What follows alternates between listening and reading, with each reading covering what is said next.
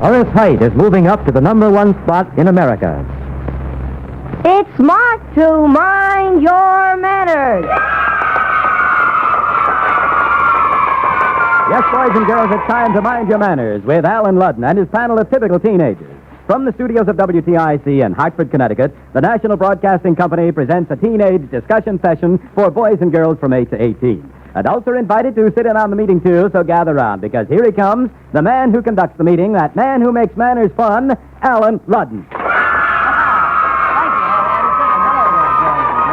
Well, here we are just about to start our last meeting before Christmas, and we have a full agenda, believe me. So the meeting's called to order, and here to introduce themselves is your panel of typical teenagers. Eileen Barry, 17 years old, high school senior. Jim O'Neill, 17 years old, high school senior. Pat Utley, 16 years old, high school senior. Evan O'Brien, 17 years old, high school senior. Betty Ann Kelly, 18 years old, college freshman. And today, to speak for the boys and girls who have not yet reached the teenage, we have our old friend... David Benton, 12 years old, 7th grade. Well, today, panel, I'm very glad to see you. I'm glad to see you're looking so well, because we're going to have a full meeting. It's one of the busiest we've ever had. There are a lot of problems to consider, so let's go to work. The first problem sent in to you came from Glenda Joan Gillespie. Well, just a minute. That's Glenda Joan Gillespie in Fort Meade, Florida. Now, Glenda Joan receives $5 in savings stamps for sending us this question. Don't you panel members think that a Christmas vacation of 3 or 4 days would be enough? If we didn't take so long a vacation at Christmas, we could get out of school sooner in the spring. How do you feel about it? Well, now, how do you feel about that kind of an idea, panel? Let's hear first from David Benton. How do you feel about your Christmas vacation, David? Well, as far as I'm concerned, I need that Christmas vacation. You do? What are you going to do? I have so many activities doing this and that I need the extra rest. You're so busy you have to rest from all your vacation, is that right?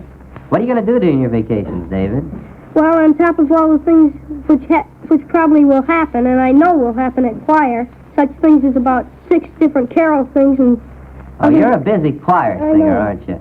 Well, incidentally, David, do you think, though, that would you like to get out earlier in the spring and take a little shorter school vacation at Christmas? No. When do you get out of school, incidentally? Next week. Next week, and when do you have to go back? You don't know, I guess. All right. You're not sure. All right, I don't care. You just don't want to go back, is that right? What do you think about it, Pat Utley? What do you think about these shorter vacations? Well, I feel that a Christmas vacation is part of Christmas, really, because you have so much time to do all the things you want to do during the winter, because later on in January and February, you just don't have a vacation. You have school. By the time you do get out for vacation, the snow's gone. I see. You like to take advantage of the snow. You go skiing and that sort of... and all that sort of I see. That's what you're going to do on your Christmas vacation. Well, I could do a lot more things, too. All right. What are you going to do on your vacation, Emmett? Well, first of all, I'm going to sleep. Well, that's one thing. Now, there's bound to be something else. Do some studying. It's, Well, I want to take a vote of these typical teenagers right here. How many of you are going to study? Pat, are you going to study? Yeah. How much? Quite a bit. I've got about 200 pages of physics I just don't understand. What about you, Jim O'Neill? You going to study? not so you'd notice it, I'm afraid. You're going to try not to. What about you, Betty Ann Kelly? No, I'm not. Home from college and no studying. That's right. It's going to be one break for me. You're just going to play. That's right. You don't think the vacation should be short? Oh, no. What about you, Eileen? You going to study? Oh, I think there's too much fun. I'm working in a store. I work out in the buyer's office, and I'm interested in merchandising. It's a terrific experience. So you're going to work during the day, huh? Yes, I am. All right, fine. You're going to study. No studying at night. No studying. All right, now your question number 2 comes to you, panel, from a young lady in Hazardville, Connecticut, and this is the problem that she presents. My girlfriend and I are 12, and we think that we have enough common sense to babysit. Our parents don't agree with us, but they have decided to abide by the decision of the panel. So it's up to you. Can 12-year-old girls babysit? And if so, what limitations should parents put upon their employment? Betty Ann Kelly. Well, first of all, there are very strict limitations. At the age of 12, you shouldn't be out too late. And I think it's all right to babysit if you're just going to near neighbors and you're going to be up perhaps through 10 or 10:30, but preferably try to babysit in the afternoon. You do think, though, that 12-year-old girls can begin to babysit? Yes, as long as there aren't any real obligations like feeding the baby or doing things like that. Well, fine. Now, if the girls are going to start babysitting, how about you more experienced babysitters giving them some instructions, Pat Utley? Well, first of all, and I think the biggest of all, is respect the people's homes and respect the people's privacy. And they're trusting you to come into their home and trusting you to anything that goes on in that home to be quiet about it, too. I see. In other words, respect their privacy. Yes. Not intrude. No, and for the people whose child it is, be sure to escort the teenager home after they babysit, no matter what time it is. Particularly the 12-year-old girl. Yes, particularly. I think that's a good idea. Emmett, have you ever babysat? Oh, yes, many times. What instructions do you have for this 12-year-old girl in Hazardville, Connecticut? Well, if the child awakens and starts crying, and at first you can't do anything, and you can't get it quieted down, you could always call the parents. And I'd like to ask you, as a father of 9-month-old boy, David his name is, isn't it? Yes, what do you expect of teenage babies? Well, actually, David is such an example of a fine young man. He doesn't need much care after he's been fed in the evening. However, we do appreciate a babysitter who will see that he's covered, which is quite a job these days. And I don't know. Now, you've got me on the spot there, Emmett. Let's hear. Eileen, do you have any other instructions for a 12-year-old babysitter? Well, if the baby wakes up, she can give him a glass of water. And if the phone You rings... have a little trouble giving David a glass of water. I think perhaps you better not give him food unless the parents have given you that his instructions. Ask the parents what you should do before they go out. Get complete instructions and by all means be sure of where the parents are going to be. That's a good idea, don't you think? Yes. All right, fine. Now, as I announced last week, we're going to consider today in our department reserved for problems sent in by adults the very serious one of teenagers and alcoholic beverages. The selection of this discussion topic was prompted by the many letters that we have had from both adults and teenagers. With the holiday parties that are starting this weekend, we decided that it was a timely subject, and your letters this past week have proved that many of you agree with us. So, panel, having had a week to consider this problem, what ideas do you bring to the discussion of teenagers and alcoholic beverages? Let's hear first from our college representative, Betty Ann Kelly. First of all, it isn't necessary to drink at parties or when you're with mixed company at all. In college, you'll find a certain element that will drink always, but you'll find that they're rather looked down upon, and it just seems to be something separate. It's not what teenagers need. There's no need for it at all. And when you go out in a party, say if you're with a fellow and he orders a drink, he's usually doing it to impress you. The minute he finds out that you don't drink, he'll say, well, I really didn't want this anyway. I'll order a ginger ale the next time. So just don't drink. Don't think it's smart, and don't think it's sophisticated, because it isn't. Well, that's your word to the college girls, in other words. To any girl. All right. Any of the teenage girls. We're talking now, I'd like to limit this discussion we're talking to high school seniors and college freshmen. In other words, the boys and girls in their later teens. This problem actually doesn't concern younger teenagers. Let's hear now from a boy in this problem. Emmett O'Brien, what word do you have for the young men, young teenagers, about alcoholic beverages at these holiday parties? Well, teenagers respect other teenagers that don't drink, and personally, I believe it's the height of stupidity. And teenage boys generally doing it during the holidays, dual driving, considerable, going to parties and stuff. And if they are drinking at a party, it brings to mind the old parable that driving and drinking don't mix. They're just like gunpowder. By all means, we can go on record as saying, if you're going to drink, don't drive, teenage and adult, can't we? Yes, both. Eileen Barry, what's your idea on this problem? Each age is fun as you pass through it. You're not old enough to drink in high school and college freshmen. You can refuse to drink just as graciously by simply saying, no thanks, too young. I see. Now, Jim O'Neill, what word do you have in this problem? Well, my word is to the parents, the older folks who are giving parties over Christmas vacation. There are going to be teenagers there, and teenagers and high school seniors and college freshmen should feel perfectly free to go to those parties where drinking is being done if they don't drink. And the people who give the parties should be very careful to have an extra bowl of punch with no alcohol in it, or an extra bowl of eggnog, and to make sure that doesn't get spiked, so that the teenagers can have something to drink without drinking alcohol. In other words, make it perfectly available, a non-alcoholic beverage as available as the alcoholic beverage. Yes, that's right. Well, that's a good word for all people who are giving parties at which there are to be young boys and girls, or teenagers, young men and women. Do you have anything else to say, Jim? Yes, I have a word to say to the high school seniors and college freshmen who do drink and won't be reformed. Drinking and driving don't mix. If you must drink, don't drive. We certainly can say that again. Pat Utley, what are you going to say? It's about time. Pat has been waiting to say this all the time. Now, what are you going to say, Just Pat? like a young girl of, say, about 12 wants to wear lipstick, she thinks she's being so sophisticated by wearing lipstick. And that's just what teenagers and drinking, just as the attitude teenagers have toward drinking. They think they're being so sophisticated and so much older, and they're really not. If those people, when they're inebriated, could see how their appearance, they're not sophisticated. They're simply very childish, because a sophisticated person is never out of place or anything like that. Actually, a sophisticated person is always comfortable and always acts his age. Is that right? I think that's a very good point you made. But we definitely have decided, our listeners have decided, that 12-year-old girls should not wear lipstick because they're too young. And the same thing does apply to teenage boys and girls who try to act older than they are by drinking. And we certainly hope that the holiday parties are happy and comfortable, and everybody remembers your fine advice today. We, incidentally, are never able in these discussions to arrive at a positive solution, particularly to a problem of this size and scope. Our aim is to present the honest, straightforward reactions of this panel of typical teenagers. We fully intend to discuss various facets of this problem again, and the interest of you, our listeners, will guide us as usual. Won't you please let us have your ideas? Our adult discussion period is always devoted to considering the problems sent in by our adult listeners.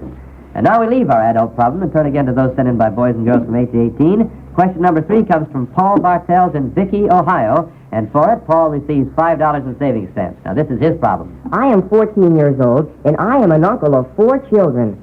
3 are not yet old enough to talk, but 1 is 4 years old, and he's my problem. He doesn't call me uncle all of the time, and I think he ought to. You see, I'm very proud of being an uncle, and I certainly will want my twin nieces to call me uncle when they can talk. But they never will unless their 4-year-old brother does it now. So, panel, what do you think? Do you think I'm too young to insist on being called uncle? Is he too young, Eileen Berry? I don't think he's too young, really, to be called uncle, but I think he ought to approach the parents rather than talking to the boy himself. And I'd like to congratulate this boy for being so proud of his family and really appreciating his relatives. David? I'd like to go along 100% with Betty Ann Kelly. You think that's a good idea to be proud of your nieces and nephews, right? And how? What do you think about it, Pat? Well, not only the nieces and nephews there, but be proud of everybody that's in your family, because a family is such a tight union, and it's the best one in America.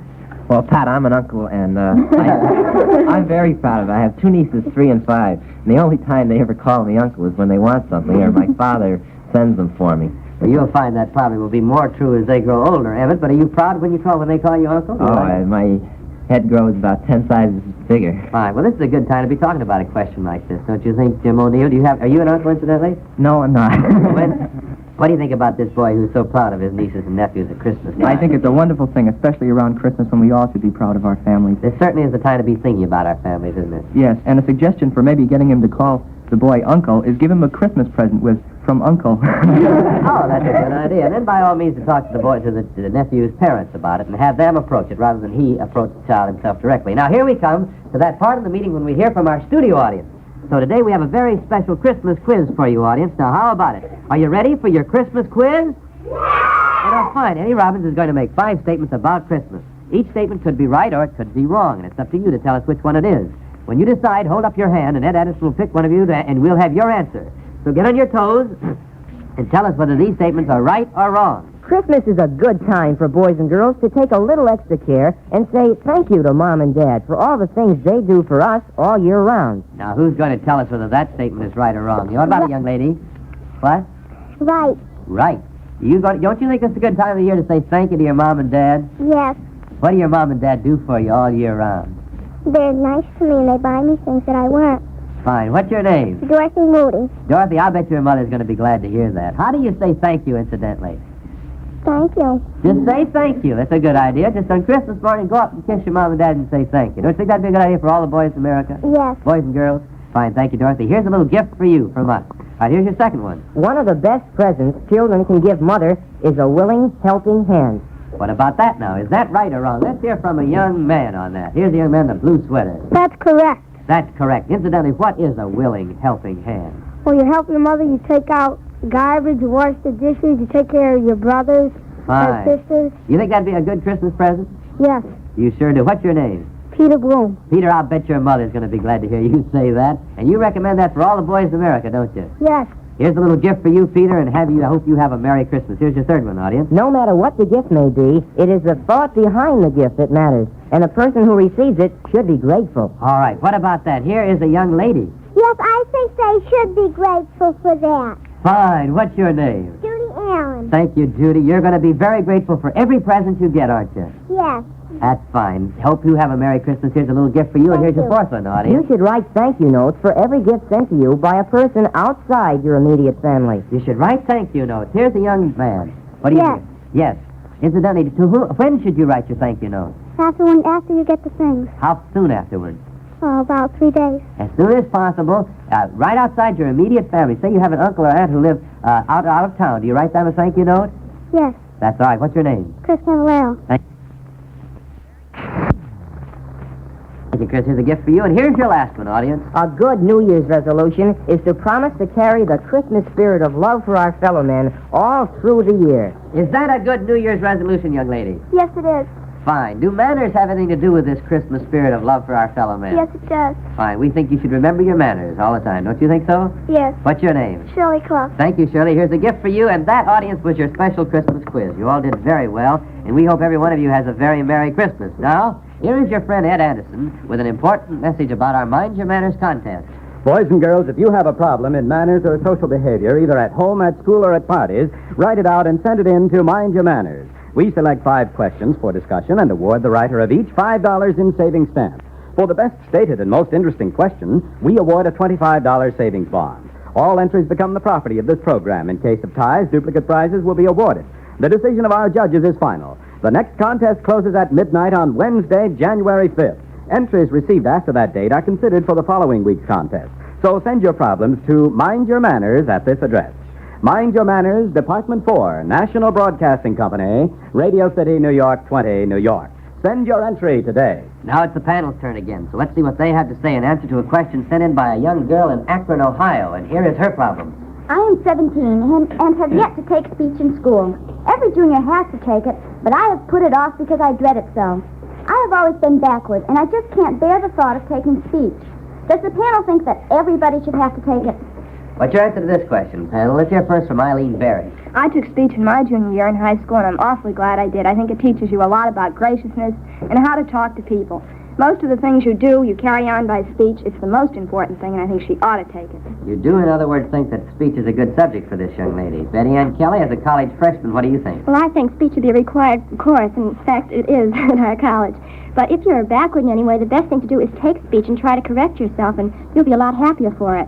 In other words, you shouldn't be afraid of it, you should look forward to it. No, it's going to do wonders for you. All right, Emmett, what's your word on this subject? Well, it develops your personality and poise, and we had said that if she didn't teach anything else, she wanted to teach everybody in her class what poise meant and how to go about getting it. That was a wonderful letter. I just remembered that letter. The speech teacher in Houston, Texas said that poise was an aim of her speech course, and it certainly is one of our aims. Here, Pat Utley. Well, just as Eileen and Betty Ann, maybe Emmett took speech, I never took speech, and I'm just a little bit sorry because when I get up to give a talk of any kind, I get so nervous and I see all these other people so very calm. Mm-hmm. Well, you don't really have a great deal of trouble talking, though, do you, Pat? Oh, I find talking quite easy.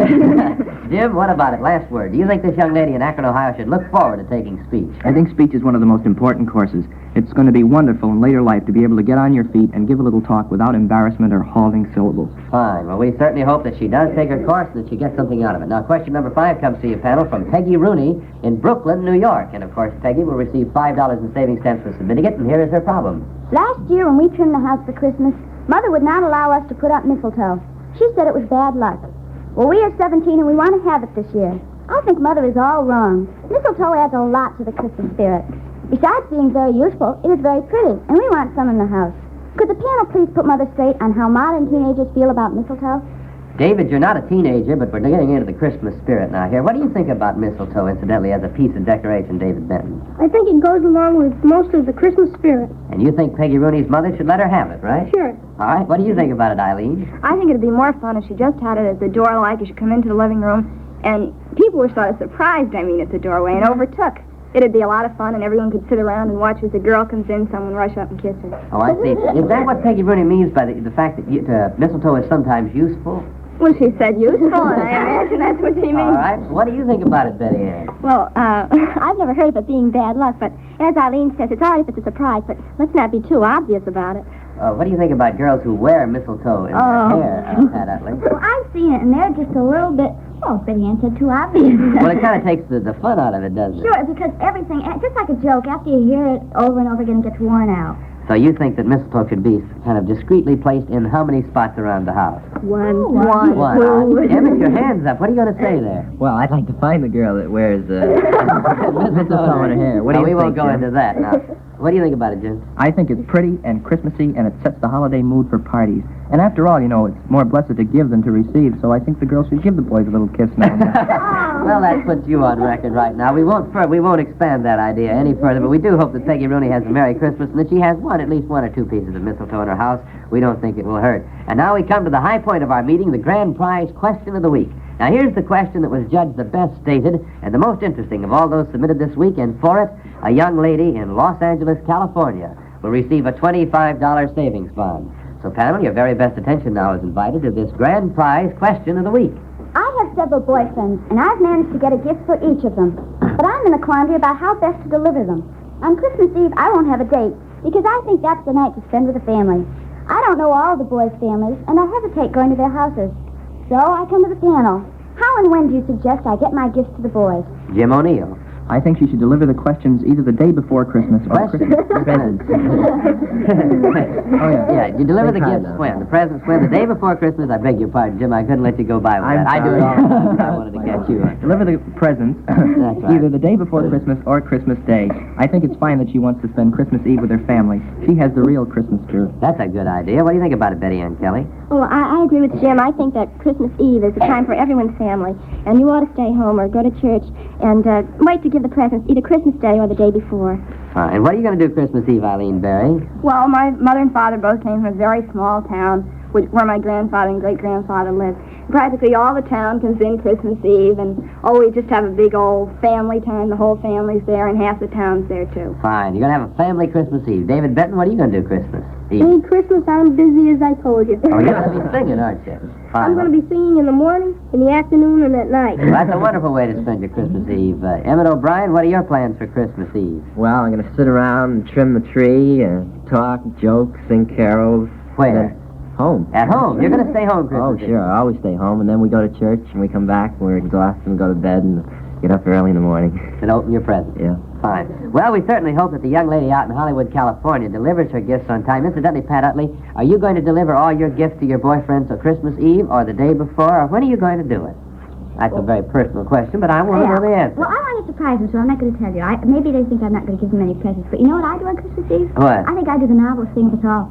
Well, everybody just comes in. It's mad in our house on Christmas Eve, and there are so many older people, and Daddy loves to have a party where everybody is gay, so eventually Pat decides that there's no place for her at the party, and she goes up to bed around 10 o'clock or 9:30. Well, maybe you can come over and babysit with David. I'd love to. Well, that's a good idea. Now, we do recommend, incidentally, what do you think about the young lady who does not want to deliver gifts on Christmas Eve in the late evening? Do you think that's a good idea when the families are together, Betty and Kelly? I don't think she should go into their family, no. And do it earlier in the evening, Yes. by all means. Right, that's our last word on that subject. And now we open up the answer box to find the answers to those questions that were sent in, but they're not selected for discussion. Now, today's first question comes from the answer box is... The question that was left to the radio members last week from a girl in Erie, Pennsylvania. What time is it proper for a 15-year-old girl to be in on Friday and Saturday nights? Well, here's a real controversial question. We had a wide range of answers for this one, but the majority of you agreed that 15-year-old girls should make very sure that they are properly chaperoned and that the occasion is sufficiently special to justify staying out later than 10:30 any night. We had many excellent letters from girls a little bit older who pointed out that 15-year-old girls will be happy later if they wait a couple of years before making a practice of keeping late hours even on weekends. And they said never stay out late without the full permission of your parents. Remember, it's all part of your responsibility as a member of your family. Incidentally, we'll talk about this question some more if you want to present it as a discussion question. From a girl in Las Cruces, New Mexico. What can a girl do to help out her boyfriend, who simply cannot afford a corsage for each of the Christmas dances? But she can make it very clear to him before the dance that her dress is such that flowers will not look good on it. Or she can tell him that she has arranged for her own flowers to wear in her hair. In any case, the thoughtful girl will think of the boy's pride and watch her tact. It is a wise and considerate girl, however, who realizes that boys have to strain sometimes to provide the flowers for each of the holiday dances. From a girl in Houston, Texas. Is it proper to ask a friend to pay back some money she has borrowed if you need it badly yourself? Well, it certainly is proper, but it's a difficult problem in tact.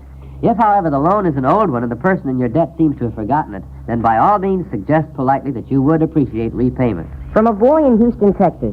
Do girls object to going out on a weekend movie date with a boy who is wearing a sports shirt or jacket with no tie? Well, that's the question we're going to leave up to you, the girls in our audience. So how about it, girls? What's your answer to this question? Do girls object to going out on a weekend movie date with a boy who is wearing a sports shirt or jacket with no tie? We're going to be looking for your cards and letters, girls. Now it's just about time to adjourn today's meeting. And here again is the panel to say their final words for today. This is Jim O'Neill inviting the boys again to send us their problems. This is Eileen Barry reminding everybody to put his full name and address on the letters. This is David Benton asking the adults to send us their discussions for our adult discussion period. This is Pat Utley with our address. Send all of your problems and suggestions to us at this address. Mind Your Manners, Department 4, National Broadcasting Company, New York 20, Radio City, that is, New York 20, New York. And this is Emmett O'Brien, hoping that everybody has a happy holiday. All of us here at this Mind Your Manners meeting believe that if you wish somebody a Merry Christmas, you should come right out and say it and mean it. So I suggest, Mr. Ludden, that we do just that right now. Well, that's a fine idea, Betty Ann Kelly. How about it, audience? Would you like to join us in sending our greetings to all the members at this meeting? Yes! That's wonderful. So here it is. To all of you who have been with us at these Mind Your Manners meetings, all of us here in the studio send our very best wishes. Merry Christmas and Happy New Year! And that greeting came from the hearts of all of us to all of you. I'd like to add our thanks to those of you who have sent such kind Christmas greetings. It means a lot to us to know that you're interested in our program, and we certainly hope that your interest will continue through the coming year. We're going to have a holiday vacation, incidentally, here at Mind Your Manners. We won't have a meeting next week or the week after that. But come January 8th, we'll be back on the air with the first Mind Your Manners meeting of 1949, and we hope you'll send your problems in to us. We are going to all be here. We're going to expect you to join us. Bob DeFore, our producer, Ed Anderson, our announcer, Eddie Robbins, my right-hand man, Harry Bean and Fred Wade in the engineer's booth, and, of course, our panel of typical teenagers will all be here as usual to greet you on January 8th. Now they join me in the wish that your Christmas season will be filled with the happiness that can come on such a joyous occasion.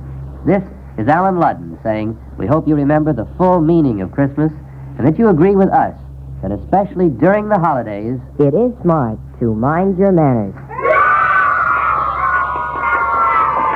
Mind Your Manners has come to you from the studios of WTIC in Hartford, Connecticut.